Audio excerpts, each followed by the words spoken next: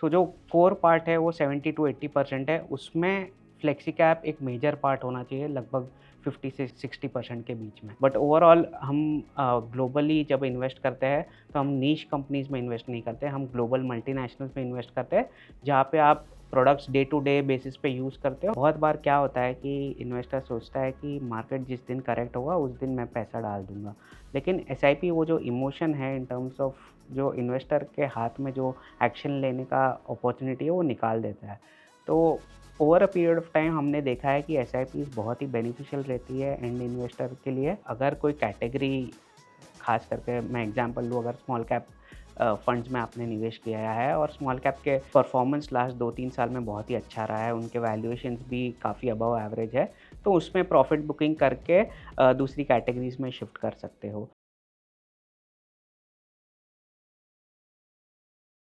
जब markets volatile होते हैं तो सबसे जरूरी चीज होती है एक्सपीरियंस से आई हुई clarity and not really just opinions. And जब हम इन्वेस्टमेंट्स का डिसीजन लेते हैं तो रियल पर्सपेक्टिव होना बहुत जरूरी होता है। हेलो फ्रेंड्स, मेरा नाम नम्रता अरोरा है। Welcome back to mutual fund की बात। म्यूचुअल फंड की बात में हम ग्लोबल और Indian economic condition, commodity, stock market, mutual funds, इन सब के बारे में बात करते हैं। और आज हमारे इस एपिसोड में हमारे सारे सवालों का जवाब देने के लिए we have with us for the very first time Mr. Raj Mehta. Mr. Raj Mehta is the Executive Vice President and Fund Manager Equity at Parag Parikh Financial Advisory Services AMC. Mr. Raj Mehta ने अपना investment career 2012 में PPFAS mutual fund के साथ as an intern शुरू किया था, लेकिन आज की डेट में वो पराग पारिक एसेट मैनेजमेंट की कोर फंड मैनेजमेंट टीम का हिस्सा है। एकेडमिक्स की बात करें तो mister Raj university of Mumbai के NM कॉलेज से कॉमर्स ग्रेजुएट हैं, साथ ही ICAI के फेलो चार्टर्ड अकाउंटेंट और CFA चार्टर होल्डर भी हैं। करंटली मिस्टर राज इंडिया के सबसे बड़े एक्टिव इक्विटी फंड पराग पारिक फ्लेक्सी कैप फंड को मैनेज करते हैं। इसके साथ ही वो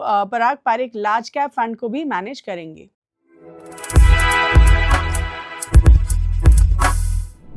Hello everyone, welcome back to Mutual Fund की बात and thank you so much again for joining us this week. हमें बहुत सारे queries आए थे कि we need to talk about flexi cap as a category and I do believe कि flexi cap जो है एक बहुत ही interesting category है। तो आज हमारे इस episode में जो है हम we're going to talk everything about flexi cap funds, okay? और आज हमारे सारे सवालों का जवाब देने के लिए for the very first time we have with us Mr. Raj Mehta, who's the Executive Vice President and Fund Manager for Equities at PPFAS Mutual Fund. And इनका जो एक बहुत फ्लैगशिप प्रोडक्ट है which is Parag Parikh flexi cap fund, उसके बारे में भी हम डिस्कस करेंगे। So Raj, firstly thank you so much for coming on our show and giving us your time today. We are honestly very happy and very honored to have you on our show. Thank you so much for inviting me to this show. Thank you so much. Most welcome. So Raj, we're going to jump straight to the topic, ठीक है? क्योंकि I do believe कि flexi cap एक बहुत ही interesting category है, मेरा favorite category है, and I think I love flexi cap because I believe it, ये जो है एक investor को बहुत flexibility provide करता है। तो आज जो है सबसे पहले मैं आपसे यही सवाल पूछना चाहूँगी कि फ्लेक्सी कैप फंड्स में हमने करीब 10,000 करोड़ इनफ्लोज देखे थे इन दिसंबर 2025 एंड इस कॉन्टेक्स्ट में राज, आप हमें ये बताइए कि फ्लेक्सी कैप फंड्स जो होते हैं वो एक इन्वेस्टर के पोर्टफोलियो के लिए कितना ज़रूरी हैं? क्योंकि जब हम किसी भी फंड मैनेजर से बात करते हैं एक जो हमें मिलता है कि कोर पोर्टफोलियो में आपके फ्लेक्सी कैप फंड्स होने चाहिए, तो हम आपका पर्सपेक्टिव जानना चाहेंगे कि कितने ज़रूरी हैं फ्लेक्सी कैप फंड्स?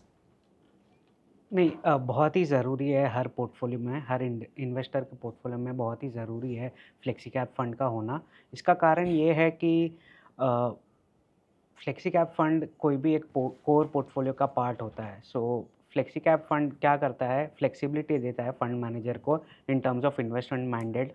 जहाँ पे भी वैल्यू दिखता है वहाँ पे इन्वेस्ट कर सकते हैं, भले वो लार्ज कैप हो, मिड कैप हो कि स्मॉल कैप स्टॉक्स हो। तो ये जो फ्लेक्सिबिलिटी मिलती है फंड मैनेजर को, उनसे जो आउट परफॉर्मेंस की शक्यता है over a longer period of time वो बढ़ जाती है। तो फ्लेक्सी कैप फंड्स जो है वो कोई भी इन्वेस्टर का कोर पोर्टफोलियो का पार्ट होना चाहिए।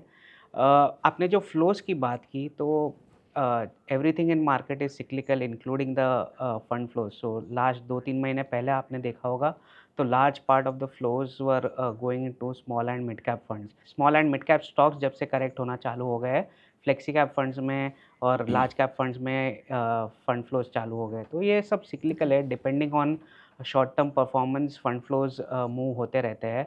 बहुत सारे एनएफओज़ भी आते रहते हैं, तो उसमें भी कौन से फंड मैंने कौन से कैटेगरी में फंड लॉन्च किया है, उसके ऊपर भी फंड फ्लोज़ डिपेंड करते हैं। ओके, सो लेट्स से कि मैंने मेरा जो कोर पोर्टफोलियो है उसमें मैंने फ्लेक्सी कैप फंड में इन्वेस्ट किया है। मेरे पोर्टफोलियो का कितना परसेंटेज जो है फ्लेक्सी कैप फंड में होना चाहिए, बिकॉज अज्यूमिंग कि फ्लेक्सी कैप फंड्स के ज़रिए मुझे large cap, mid cap, small cap तीनों का एलोकेशन मिल रहा है। Of course it keeps changing based on market condition, लेकिन एक अगर एक हम एक स्टैंडर्ड नंबर डाल पाएँ तो व्हाट डू यू थिंक एक इन्वेस्टर के पोर्टफोलियो में कितना परसेंटेज फ्लेक्सी कैप फंड्स होने चाहिए?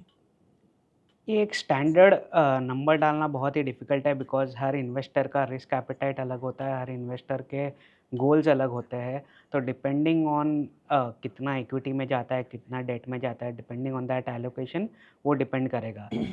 जस्ट फॉर असम्पशन सेक हम अज़्यूम करते हैं कि जो इक्विटी का पार्ट है, वो खाली उसको ही लेते हैं। इक्विटी का जो पोर्टफोलियो है, कोई भी इन्वेस्टर का उसका पार्ट लेते हैं, तो majority of the portfolio should be the core part of the portfolio, which should be in somewhere around 70 to 80% of the portfolio value.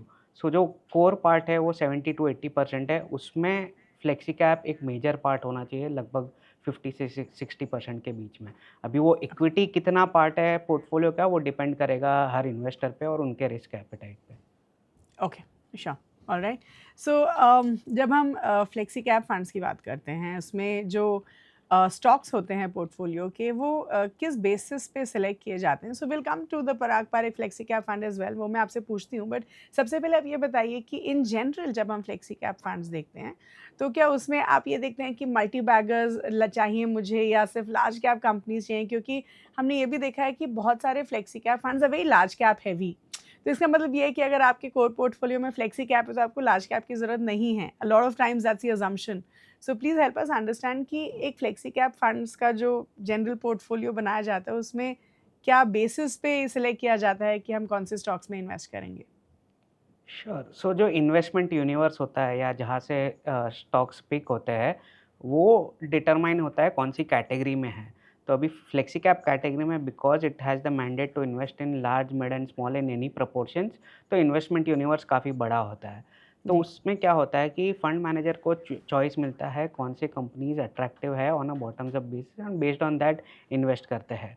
तो अ, अगर आपने बात की कि most of flexi cap funds ज़्यादा लार्ज कैप बायस्ड है, उसका कारण ये भी है कि लार्ज कैप में वैल्यूएशंस काफ़ी रीज़नेबल है, and on a bottoms up basis large cap में कंपनीज़ मिलना निवेश के लिए बहुत ईज़ी है compare to small and mid caps, अभी रीसेंट परफॉर्मेंस पे जाए तो।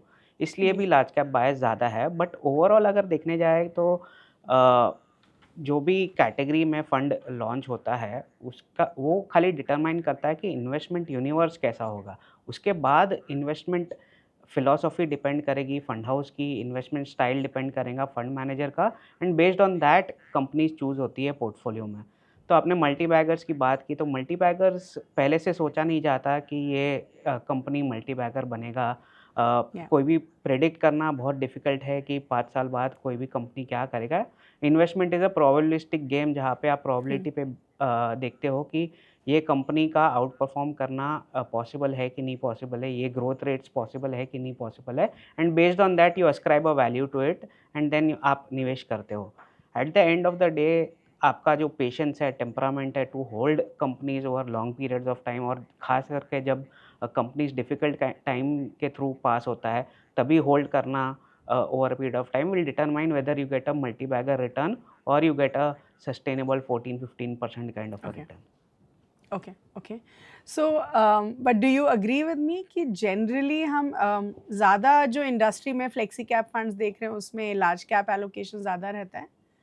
वुड दैट बी जैसे मैंने राइट? कहा कि रिसेंटली अगर आप एनालाइज़ करोगे तो लार्ज कैप बायस ज़्यादा होगा, प्रेडोमिनेंटली बिकॉज़ वैल्यू वहाँ पे ज़्यादा वैल्यूएशंस। है। बट अगर आप 2-3 साल पहले के पोर्टफोलियोज़ एनालाइज़ करोगे तो काफ़ी सारे portfolios large and mid cap तरफ भी बायस्ड थे। Okay, cool. So let me ask you about your fund now. आप जो है हमारी इंडस्ट्री का एक सबसे बड़ा फ्लैगशिप फंड मैनेज करते हैं, which is the Parag Parikh flexi cap fund, जिसका AUM is close to 1.3 lakh crore if I am not wrong. So please help us understand Raj कि जब हम जब आप ये पोर्टफोलियो मैनेज करते हैं तो आपका स्ट्रैटेजी क्या रहता है? Because every fund house has an overarching strategy और हर फंड का भी अपना अलग फिलॉसफी हो सकता है।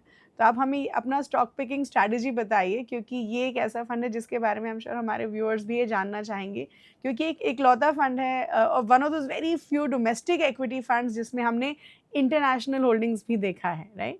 सो अपना थोड़ा इसके बारे में बताइए। श्योर। सो स्टार्ट करते हैं इन्वेस्टमेंट यूनिवर्स से। तो जी। हमारा इन्वेस्टमेंट यूनिवर्स फ़िल्टर होता है based on some quantitative parameter जहाँ पे return on capital employed over cycle देखते हैं, ग्रोथ रेट्स देखते हैं, डेट टू इक्विटी रेशियोज़ देखते हैं, and based on those some of those quantitative parameters हमारा इन्वेस्टमेंट यूनिवर्स डिसाइड होता है। फिर ठीक वो है। इन्वेस्टमेंट यूनिवर्स डिवाइड होता है sectoral wise, and her analyst track करता है कोई एक पर्टिकुलर सेक्टर, एंड जो भी वो सेक्टर ट्रैक कर रहा है वो इंडियन स्टॉक्स भी ट्रैक करता है, प्लस फॉरेन स्टॉक्स भी जो भी वो सेक्टर में होता है वो ट्रैक करता है।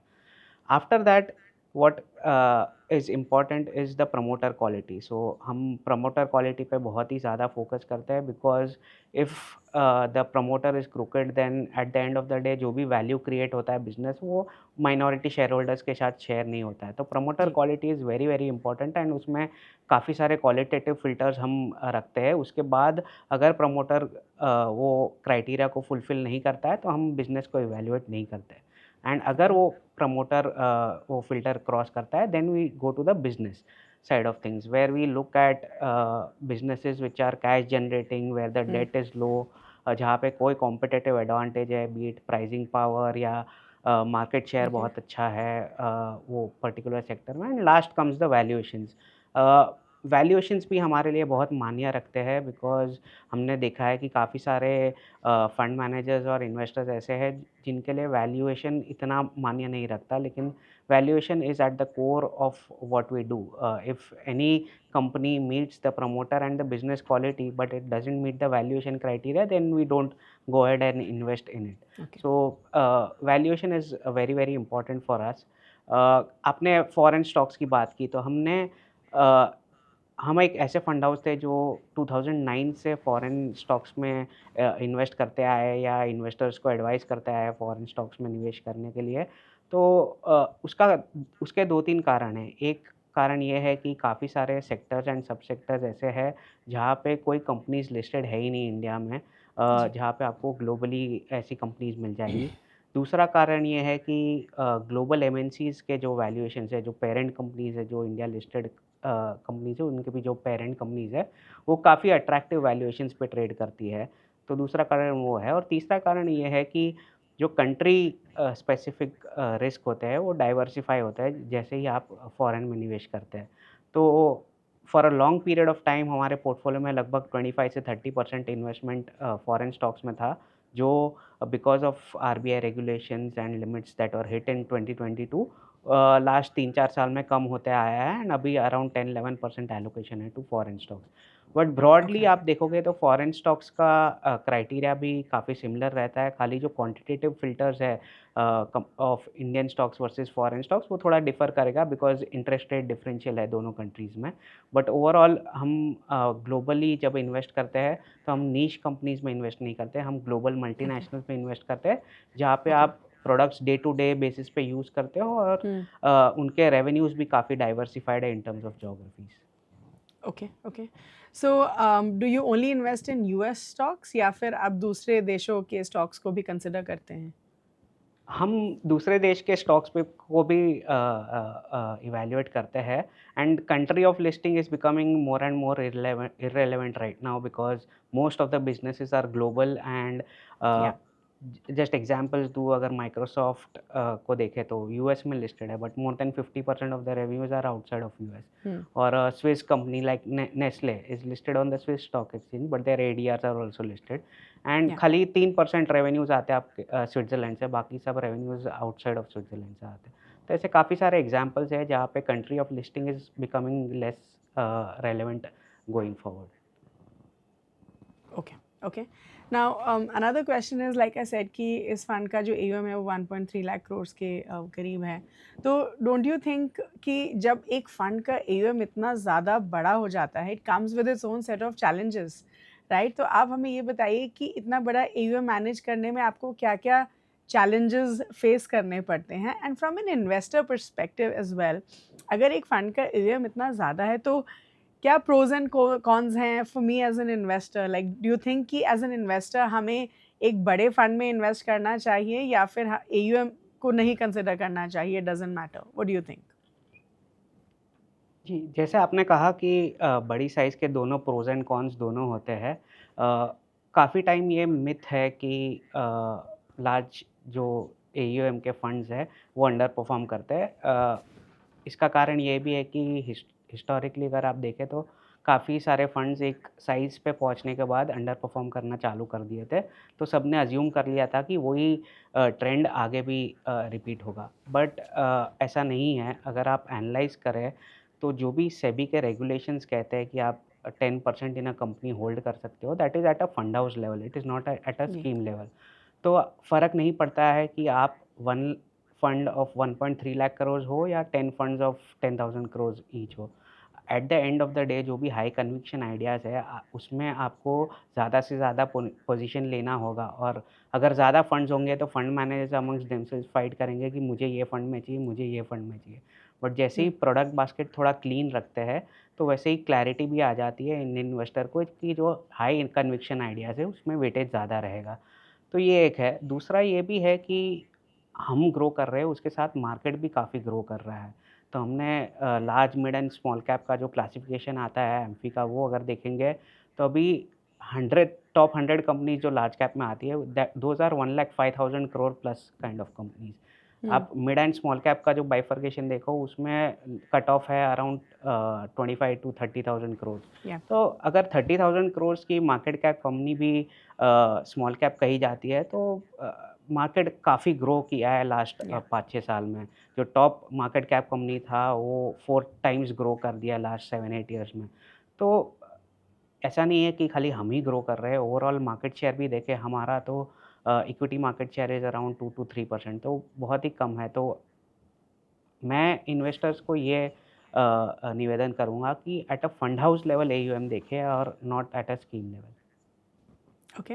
एंड रिटर्न पर्सपेक्टिव से अगर हम देखें तो does AUM make a difference? कि अगर Uh, do you think higher AUM generates better returns? What is your take on it? I don't think you can correlate both the things. So there may be okay. some small correlation, but it will not be a high correlation. So हमने communicate किया है ये investors को कि खाली एक ही change आएगा portfolio में, वो है कि जो small and mid cap stocks है उसमें हम साइजेबल पोजीशंस नहीं ले पाएंगे because of the size and because of the liquidity constraint जो ये स्मॉल एंड जी। मिड कैप स्टॉक्स में होता है। उनकी वजह से जो small and mid cap positions होगी, वो नंबर ऑफ पोजीशंस बढ़ जाएगी और जो एक लॉन्ग टेल होता है पोर्टफोलियो में, वो थोड़ा टेल थोड़ा बड़ा हो जाएगा। बट जो हाई कन्विक्शन आइडियाज़ है उनका पोजीशन पोर्टफोलियो में ज़्यादा ही रहेगा। Okay. Okay. So now let's talk about another important aspect जो है डाउनसाइड कैप्चर रेशियो। आपके फंड का जो है it has one of the best downside capture ratios, तो प्लीज़ टेल अस कि ऐसा क्यों है कि पराग पारेख फ्लेक्सी कैप फंड का डाउनसाइड कैप्चर रेशियो इतना अच्छा है? What's the reason for this? तो पहले आप हमारे व्यूअर्स को ये समझा दीजिए कि डाउनसाइड कैप्चर रेशियो होता क्या है and then you can tell us. So यहाँ पे हम पहले देखते हैं कि downside and upside capture ratio क्या होता है। तो डाउनसाइड कैप्चर रेशियो ये होता है कि अगर मार्केट 100 से नीचे जा रहा है, तो आपका फंड कितना नीचे जा रहा है। तो अगर हमारा खुद का डेटा एनालिसिस करें तो 5 इयर्स एंड 10 इयर्स का जो रेशियो है downside capture ratio, that is around 50। सो अगर मार्केट नीचे 100 से जा रहा है तो हमारा फंड खाली 50 से नीचे जाता है। और अपसाइड ओके। कैप्चर रेशियो ये होता है कि अगर मार्केट 100 से ऊपर जा रहा है तो आपका फंड कितना ऊपर जा रहा है। तो वो हमारा रेशियो अराउंड 90 से 95 के बीच में रहता है। तो what this means is that जो भी अपसाइड होता है उसका 90-95% हम कैप्चर करते हैं, बट जो डाउनसाइड होता है मार्केट में उसका खाली हम 50% ही कैप्चर करते हैं।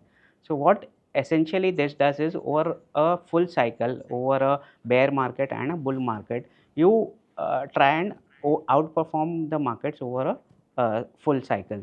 सो जी। ये हम करते हैं 2-3 तरीके से। एक होता है कि जो हमारा इन्वेस्टमेंट स्टाइल है वो थोड़ा कंज़र्वेटिव है। दूसरा ये है कि हम कोई भी कंपनीज़ में इन्वेस्ट करते हैं तो उसमें मार्जिन ऑफ सेफ्टी के साथ इन्वेस्ट करते हैं और वैल्यूएशंस एक बहुत ही इम्पोर्टेंट क्राइटेरिया है हमारे लिए। और तीसरा ये है कि जब अपॉर्चुनिटीज़ नहीं होती हैं मार्केट में, तो हम कैश में भी बैठने को रेडी होते हैं। तो ओके, अगर आप लास्ट 10-12 साल का हिस्ट्री देखें तो काफ़ी सारे इंस्टेंसेस रहे हैं जहाँ पे हमारा पोर्टफोलियो काफ़ी कैश में भी रहा है। तो अभी जस्ट ओके, रिसेंटली बात करें तो लास्ट मंथ एंड का डेटा अगर देखें तो हमारा कैश लेवल्स अराउंड 20-23% है। तो अगर कोई अपॉर्चुनिटीज़ नहीं होती है तो हम कैश में बैठते हैं, एंड उसके वजह से जब अगर मार्केट में करेक्शन आता है तो हमारा ड्रॉडाउन थोड़ा कम होता है। तो कम होता है, ओके, हमारा फ़ोकस हमेशा से यही रहा है कि एंड इन्वेस्टर्स को एब्सोल्यूट रिटर्न कैसे दिया जाए, ना कि रिलेटिव रिटर्न।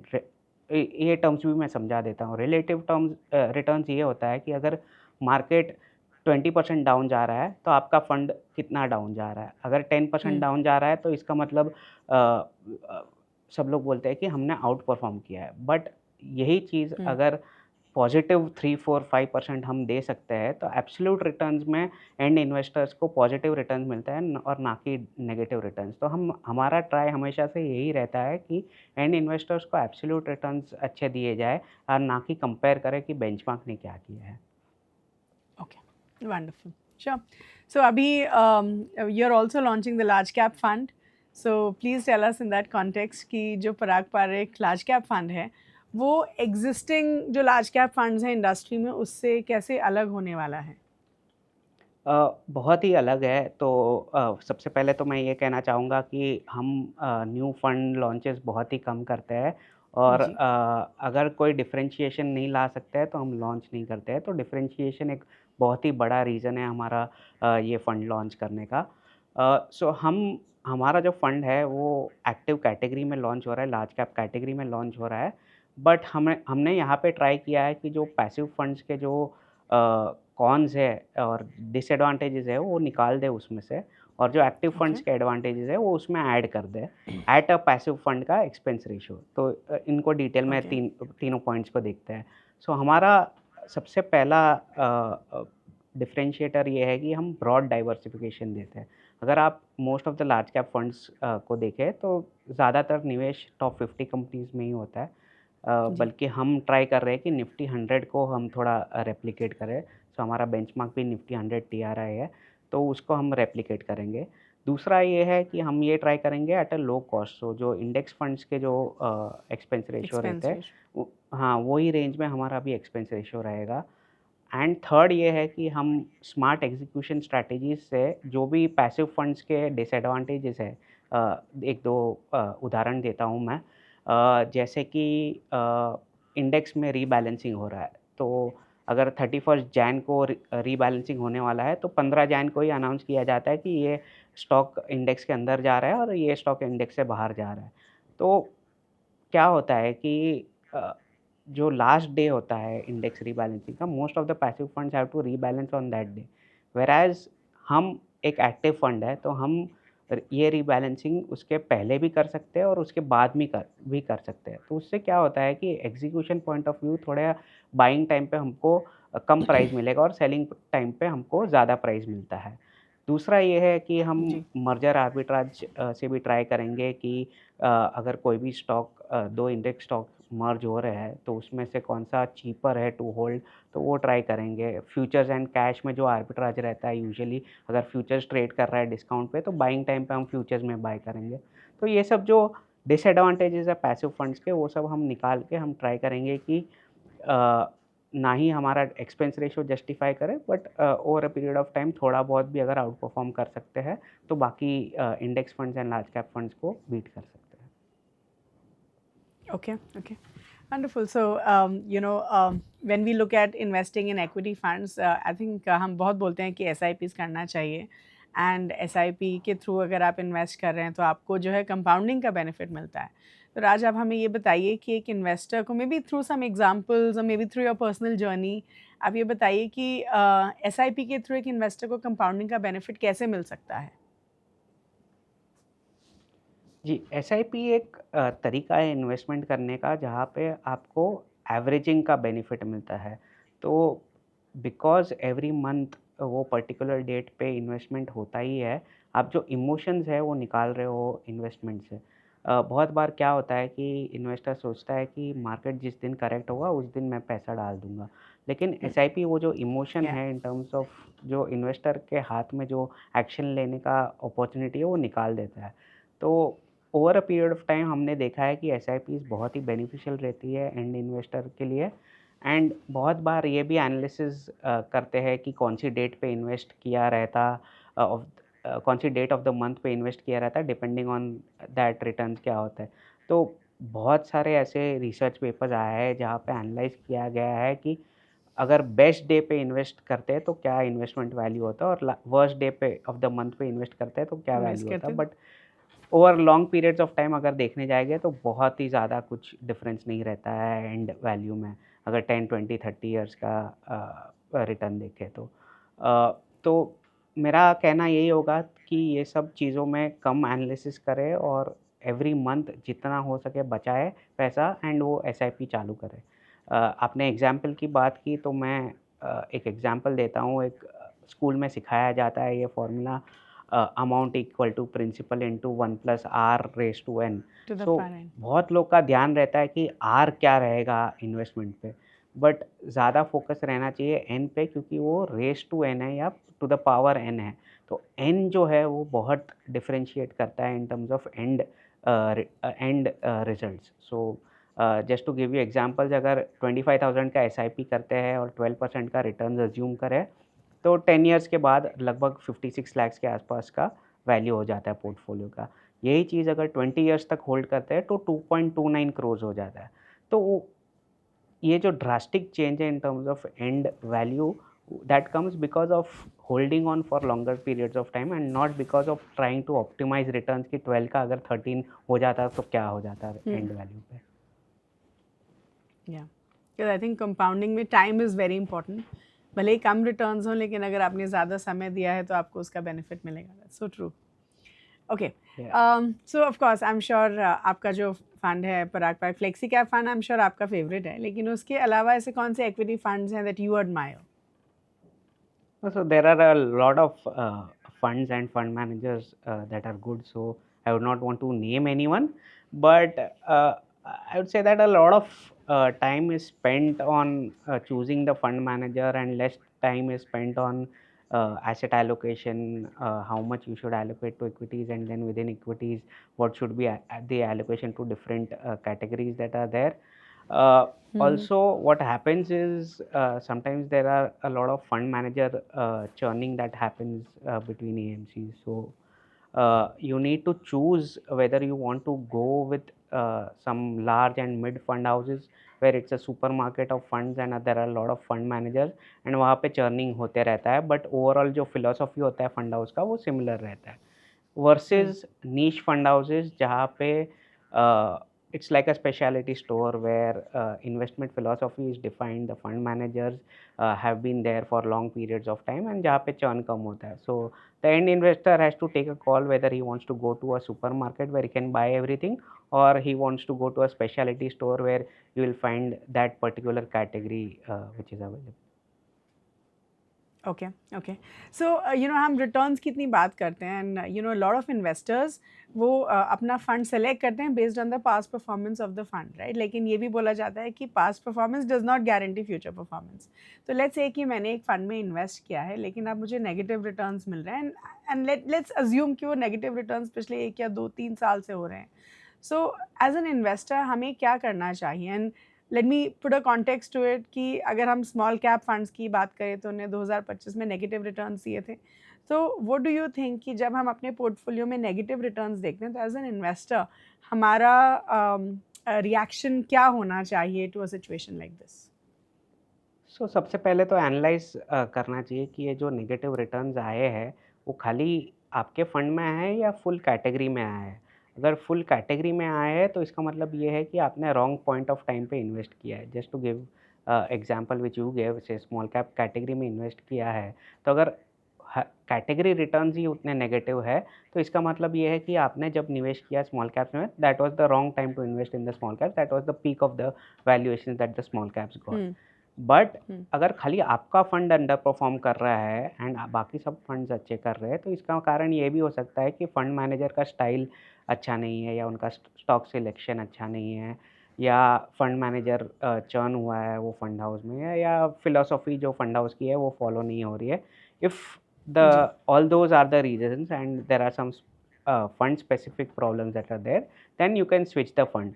बट अगर वो कैटेगरी के ही रिटर्न्स नहीं आए हैं, इसका मतलब ये है कि आपने रॉन्ग पॉइंट पे इन्वेस्ट किया है. And the best way to solve that is to remain invested at least in the near term, and then see how the cycle evolves and play this up cycle again whenever the time comes. So इसमें क्या हो जाता है कि जो investment horizon होता है वो लंबा करना पड़ता है, तो ही जो नेगेटिव रिटर्न्स का जो पीरियड होता है वो कॉम्पनसेट होता है. बट उसके लिए इन्वेस्टर को पेशेंस एंड रखना पड़ेगा, ये फंड होल्ड करने का, जब फंड परफॉर्म नहीं कर रहा है, and over a period of time they will regain those years again. Okay so let's say कि मेरा फंड परफॉर्म नहीं कर रहा है बिकॉज एंड लेट्स से सिर्फ मेरा ही फंड परफॉर्म नहीं कर रहा है एज अ कैटेगरी अच्छा ही कर रही है तो फिर क्या मुझे वेट करना चाहिए for the fund to turn around या फिर मुझे अपना पैसा निकाल के किसी और फंड में इन्वेस्ट करना चाहिए. सो एज आई सेड, इसको एनालाइज करना पड़ेगा, but most likely you should exit and shift to another fund. Only reason why you should stay with the fund is, say वो पर्टिकुलर फंड मैनेजर का style is say growth oriented, and growth oriented stocks नहीं चले रहे last 2 साल में, and because of which you have suffered, then it may make sense to hold on for the next 2-3 years and play that cycle. But apart from that, if there is any other reason, then you should shift to any other fund. Okay, okay. So now let me ask you this another very interesting question कि एक top performing या best equity fund को बनाने के ingredients क्या हैं? So tell us what goes into making a top performing fund or best equity fund. इसमें 2-3 चीज़ें हैं. एक तो फंड हाउस की जो इन्वेस्टमेंट फ़िलॉसफ़ी है, वो बहुत ही साउंड होनी चाहिए. एट द सेम टाइम ये जो फ़िलॉसफ़ी है वो इन्वेस्टर्स को राइट तरीके से कम्युनिकेट करना चाहिए. अगर वो फंड हाउस की इन्वेस्टमेंट फ़िलॉसफ़ी है to hold businesses for a long period of time, say 5 years plus, but जो एंड इन्वेस्टर्स है वो इन्वेस्टेड है खाली 1-2 साल के लिए, तो ये बहुत ही बड़ा टाइमिंग मिसमैच है, एंड उसके वजह से इन्वेस्टर्स डिसअपॉइंट हो जाते हैं. तो communication is also very very key thing, where you communicate what you are trying to do to the end investors, and try and match their expectations with what you are doing. So setting expectations right is the most important thing, and अगर वो expectations match नहीं हो रहे investor के and the fund house के, तो disappointment होना बहुत ही पॉसिबल है आगे जाके.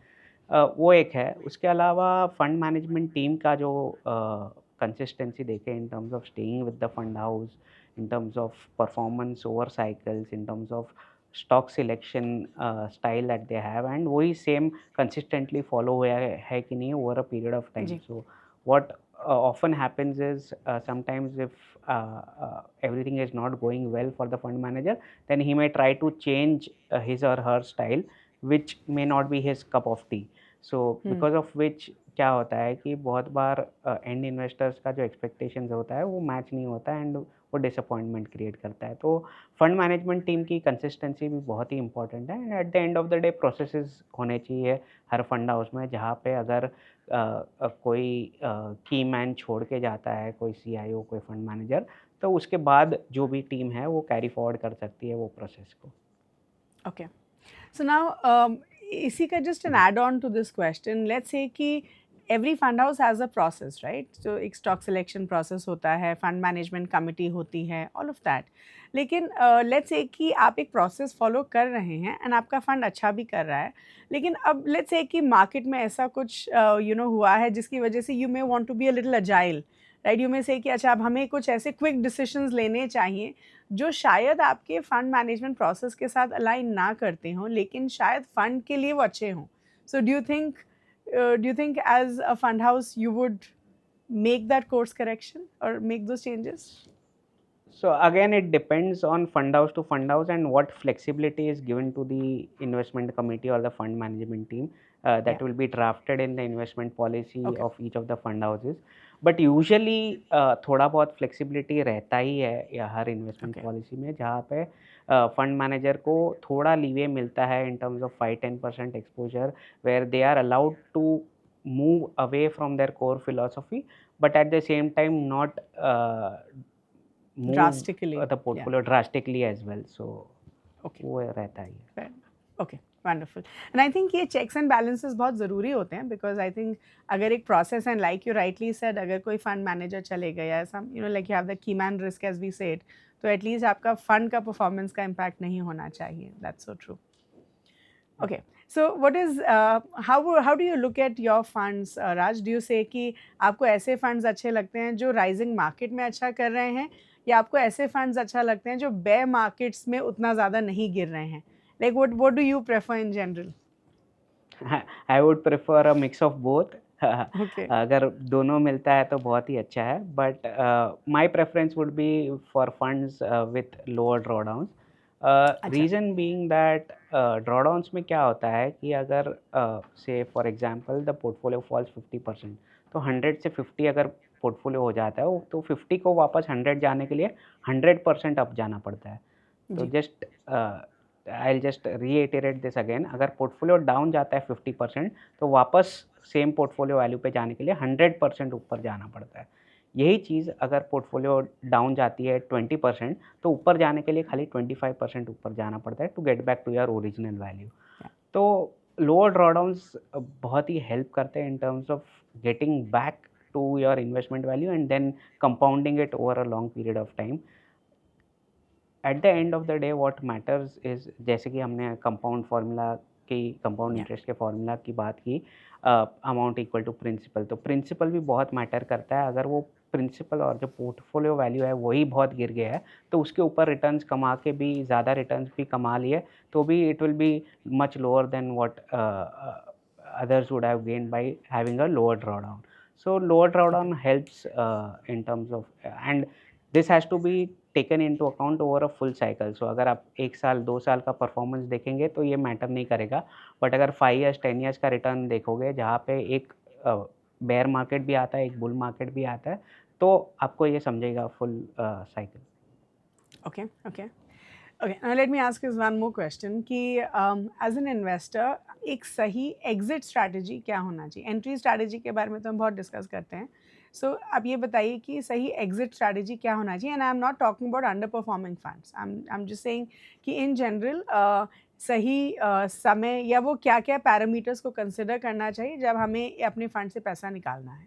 सो एग्जिट स्ट्रैटेजी के 1-2 पॉइंट्स हैं. तो एक पॉइंट तो ये है कि अगर कोई कैटेगरी, खास करके मैं एग्जांपल लूँ, अगर स्मॉल कैप फंड्स में आपने निवेश किया है और स्मॉल कैप के परफॉर्मेंस लास्ट 2-3 साल में बहुत ही अच्छा रहा है, उनके वैल्यूएशंस भी काफ़ी अबव एवरेज है, तो उसमें प्रॉफिट बुकिंग करके दूसरी कैटेगरीज़ में शिफ्ट कर सकते हो. या फिर आपने कोई सेक्टोरल फंड्स में निवेश किया है कोई पॉइंट ऑफ टाइम से, जहाँ पे वो सेक्टर बहुत ही डाउनवर्ड ट्रेंड के थ्रू गुजर रहा था और आपने तभी निवेश किया, तो अप साइकिल राइड करके थोड़ा बहुत प्रॉफिट बुकिंग उसमें भी कर सकते हो. But on an overall basis I would suggest कि कोई भी इक्विटी फंड से 5 इयर्स के नीचे पैसा ना निकालें. 5 इयर्स प्लस रखेंगे तो काफ़ी अच्छा एक्सपीरियंस रहा है इन्वेस्टर्स का. अगर आप 5 ईयर रोलिंग रिटर्न्स देखें कोई भी इक्विटी फंड का, तो काफ़ी कम चांसेस है नेगेटिव रिटर्न्स के. तो इससे क्या हो जाएगा कि एंड इन्वेस्टर का जो एक्सपीरियंस है वो बहुत ही अच्छा रहता है. दूसरा कारण एग्ज़िट करने का ये भी हो सकता है कि जैसे मैंने कहा कि अगर कोई फंड मैनेजर चेंज होता है with in a fund house and आपको वो फंड मैनेजर की स्टाइल पसंद नहीं आ रही है, तो आप एग्ज़िट करके दूसरे फंड में जा सकते हो. बस यही 2 Okay. कारण हैं जहाँ पे आप एग्ज़िट कर सकते हो. Okay, okay. So tell us which are your favorite equity categories, Raj, and थोड़ा आप इसके साथ साथ हमें ना मल्टी कैप के एज अ कैटेगरी के बारे में भी बताइए, क्योंकि या तो आपके पोर्टफोलियो में फ्लेक्सी कैप्स होंगे या मल्टी कैप्स होंगे. डू यू थिंक एक इन्वेस्टर के पोर्टफोलियो में दोनों होने चाहिए? And what could be the benefits और disadvantages of something like this, and अपने favourite equity categories. Sure. So पहले flexi cap versus multi cap की बात करते हैं। तो मल्टी कैप में जैसे ऑडियंस को पता होगा कि 25% in each large mid and small caps में इन्वेस्ट Yeah. करना होता है at any point of time. वेराज flexi cap एक फ्लेक्सिबल मैंडेट देता है, कोई भी वेटेजेस में कोई भी large mid and small cap stock हो सकता है। तो अगर कोई इन्वेस्टर का डिफाइंड एलोकेशन है कि उनको 25% in mid cap and 25% in small cap at all points in time रखना ही है, तो then multi-cap funds make more sense for them. Whereas if investor is looking at an absolute return or a good experience where they give the fund manager the flexibility to move between large, mid and small cap depending on where they are finding value, then it makes sense to have flexi cap funds. So there's no one answer that is there, but it will depend on the end investor. My personal favorite is flexi cap, as we have our flexi cap fund. The reason being that it gives the fund manager the flexibility, and the investor doesn't have to choose whether small caps are undervalued or large caps are undervalued at any point of time. The fund manager will take a call and switch between the market caps. Okay. Okay. So apart from flexi cap, राज आपके और कौन से favourite equity fund categories हैं? Equity में सो as I said, एक core part of the portfolio जो होता है, जो 70-80% फॉर्म होना चाहिए पोर्टफोलियो का, बाकी जो 20% है that can be a mix of small and mid cap funds and may be a little bit of sectoral funds depending on when and where are you investing, but I'm not a fan of sectoral funds per se. Reason being that it limits the investment universe and the mandate to the fund manager, and fund manager को flexibility बहुत ही कम होती है उसमें.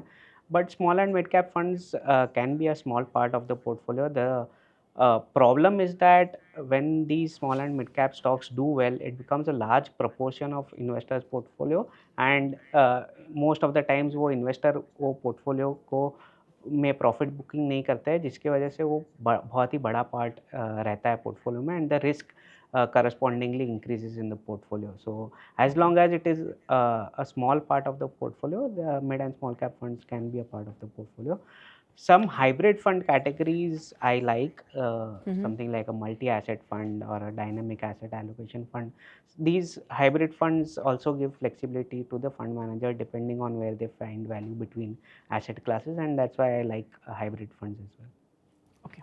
So just हमारा आखिरी सवाल आपके लिए राज, आप कितना may be around 2 decades of experience in equity markets, तो आप राज ये बताइए कि इन 20 सालों में आपने क्या क्या गलतियां करी हैं एंड क्या क्या सीखा है उन गलतियों से? गलतियाँ तो काफ़ी की है, but the important part is to learn from those mistakes and not to repeat the same mistake again. As long as you are making a new mistake, it's fine, but not to repeat the same mistake is very, very important. So everyone talks about buying decisions of when to buy, what to buy, but selling decision is very, very important, especially when you are managing other people's money. तो temperament एक word है जो बहुत ही difficult है समझाना, but you learn that trait over a period of time with your experience, with your time in the markets. You experience it when you are not moved by the emotions of the stock markets going up or down. So that comes over a period of time and with experience, and it's very difficult to teach anyone that trait, but that's a trait that I have learned over a period of time. What I have learned also is how to cut the mistakes quickly. So mistakes are going to happen, but as long as you are able to cut it quickly and at a minimal loss or break even, then you should be fine over long periods of time.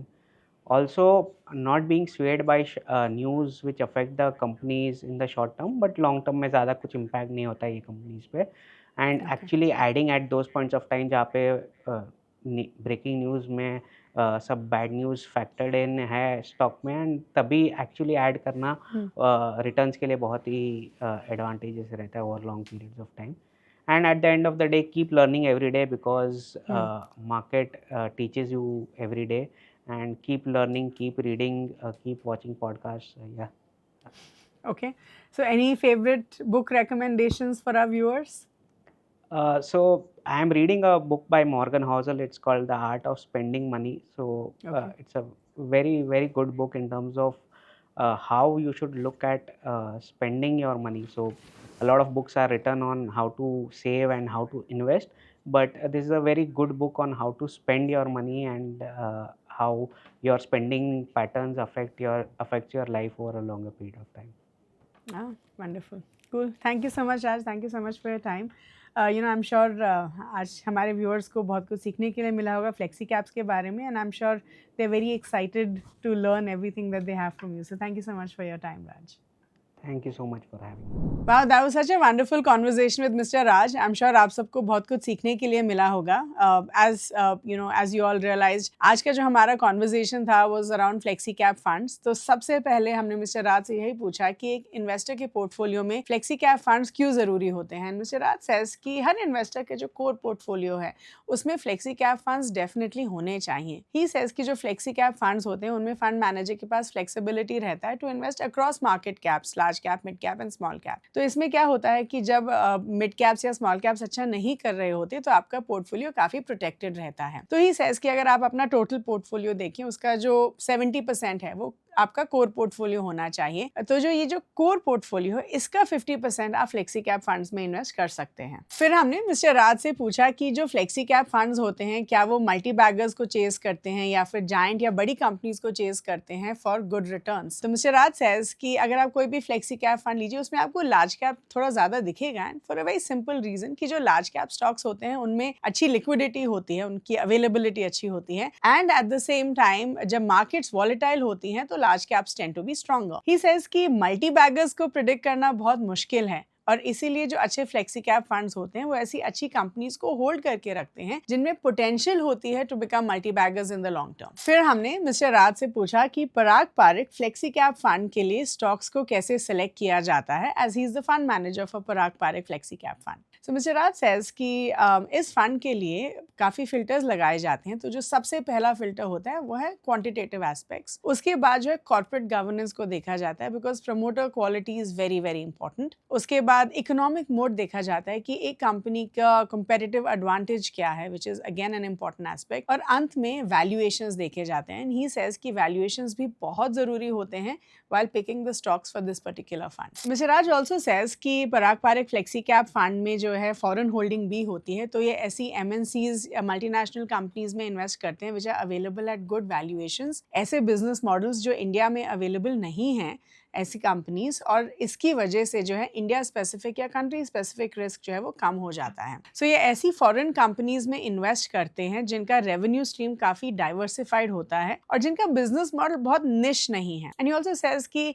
ऐसी brands या ऐसी companies में वो invest करते हैं जिनके products हम day to day basis पे यूज करते हैं. फिर हमने मिस्टर राज से पूछा कि Parag Parikh flexi cap fund का जो डाउनसाइड कैप्चर रेशियो है वो इतना कम क्यों है. सो मिस्टर राज सेज कि जो डाउनसाइड कैप्चर रेशियो होता है वो एक फंड की परफॉर्मेंस को डिटरमिन करता है जब मार्केट गिर रही होती है. तो जो डाउनसाइड कैप्चर रेशियो होता है वो ये बताता है कि अगर मार्केट 100 से गिर रही है तो आपका फंड कितने से गिर रहा है. और जो पराग पारिक फ्लेक्सी कैप फंड का डाउनसाइड कैप्चर रेशियो है वो है करीब 50 के आसपास. तो ही सेज कि ये जो फंड है ये थोड़ा एक कंजर्वेटिव इन्वेस्टमेंट स्टाइल फॉलो करता है जहाँ पे मार्जिन ऑफ सेफ्टी बहुत ज़रूरी होता है और इसमें हायर कैश होल्डिंग्स भी रहता है इस फंड में to make use of good investment opportunities. फिर हमने मिस्टर राज के साथ Parag Parikh large cap fund के बारे में डिस्कस किया जिसका NFO आने वाला है. मिस्टर राज सेज कि एज अ फंड हाउस उन्होंने एक लार्ज कैप एक्टिव फंड को लॉन्च करने के लिए इसलिए डिसाइड किया बिकॉज लार्ज कैप्स में जो है डिफरेंशिएशन अपॉर्चुनिटीज काफ़ी हैं compare to other large cap funds.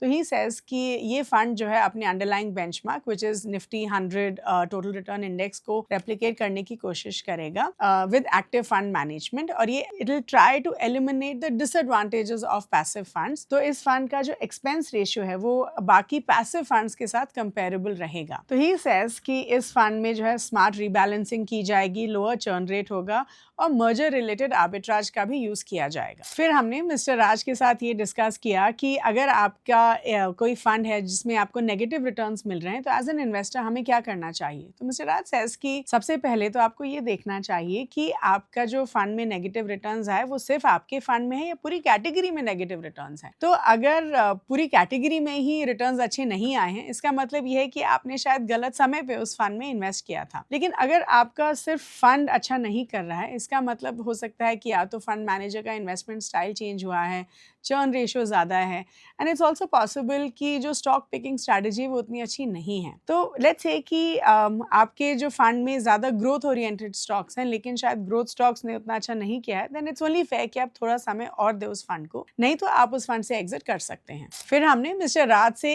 Exit strategy के बारे में डिस्कस किया, एक फंड से हमें कब एग्जिट करना चाहिए। मिस्टर राज सेज कि सबसे पहले तो आपका जो इन्वेस्टमेंट होराइजन है वो कम से कम 5 साल होना ही चाहिए in an equity fund. Now he says कि लेट्स से कि आपने किसी एक फंड में इन्वेस्ट किया था at the down cycle, let's say किसी एक सेक्टरल फंड में आपने तब इन्वेस्ट किया था जब वो सेक्टर उतना अच्छा नहीं कर रहा था, और अब उसका अप साइकिल चल रहा है, विच मींस उस फंड में से आपको अच्छे रिटर्न्स मिल रहे हैं, तब आप उस फंड में से प्रॉफिट बुकिंग करके एग्जिट कर सकते हैं। ही आल्सो सेज कि लेट्स से कि किसी फंड में फंड मैनेजर चेंज हो गए हैं और इस नए फंड मैनेजर के इन्वेस्टमेंट स्टाइल के साथ आप बहुत ज्यादा कंफर्टेबल नहीं हैं, तब भी आप उस फंड से एग्जिट कर सकते हैं। फिर हमने मिस्टर राज के साथ मल्टी कैप फंड्स और फ्लेक्सी कैप फंड्स के डिफरेंस के बारे में पूछा, एंड मिस्टर राज सेज कि एज एन इन्वेस्टर अगर आपको definitely large cap, mid cap, small cap तीनों में एलोकेशन चाहिए ही चाहिए, तब आप मल्टी कैप फंड्स में इन्वेस्ट कर सकते हैं। लेकिन अगर आप थोड़ा फ्लेक्सिबल हैं in terms of market allocation, तब जो है आप फ्लेक्सी कैप फंड्स में इन्वेस्ट कर सकते हैं। जब हमने उनकी फेवरेट कैटेगरीज के बारे में डिस्कस किया, ही सेज कि उनको फ्लेक्सी कैप फंड्स बहुत ज्यादा अच्छे लगते हैं क्योंकि एक फंड मैनेजर के पास पूरा फ्रीडम रहता है to choose across market caps without any restriction. Mister Raj says कि उनको काफी हाइब्रिड फंड्स भी अच्छे लगते हैं, जैसे कि बैलेंस्ड एडवांटेज फंड्स या फिर मल्टी एसेट एलोकेशन फंड्स। फिर हमने मिस्टर राज से उनकी कुछ लर्निंग्स के बारे में पूछा from equity investing, and mister Raj says कि सबसे पहले तो अपनी जो भी गलतियां हैं उनसे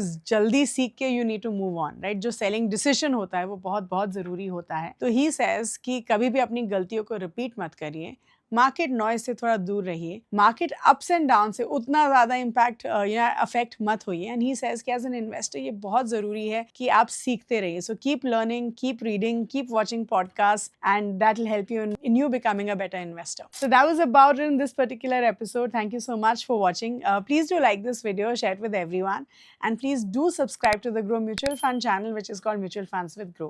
Thank you so much.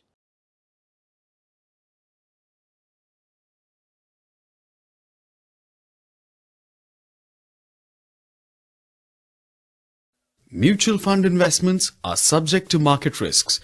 Read all scheme-related documents carefully.